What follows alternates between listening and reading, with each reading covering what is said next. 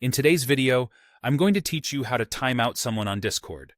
By the end, you'll know exactly how to pause someone's ability to chat without removing them from your community, and you'll understand what each choice does so you can moderate confidently.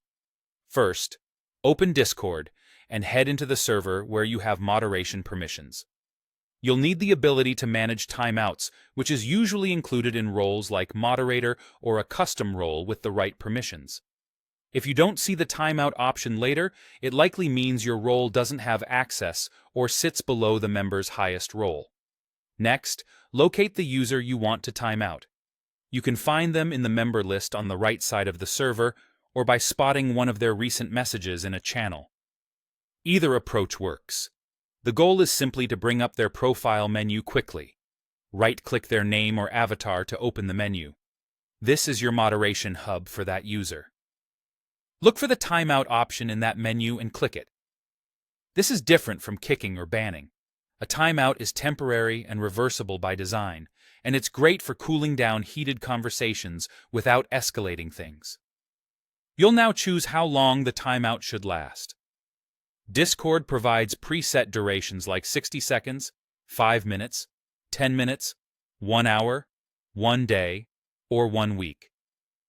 Pick the shortest option that fits the situation. Short timeouts are perfect for quick reminders to follow the rules, while longer ones are better for repeated disruptions. Remember, during a timeout, the user can't send messages, react, or speak in voice channels, which helps the conversation reset for everyone. You'll also see a field to enter a reason. This part is optional, but it's a smart habit. The reason is recorded in the server's audit log, giving your team clear context later. Keep it brief, neutral, and specific, like harassment in general chat or spamming links. Clear notes make moderation consistent and easy to review. When everything looks right, click.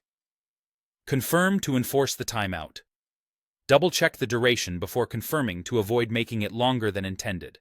Once confirmed, the timeout takes effect immediately, and the user is restricted for the time you selected. That's all there is to it. Open your server, find the user, right-click to open their menu, choose timeout, select a duration, add an optional reason, and confirm.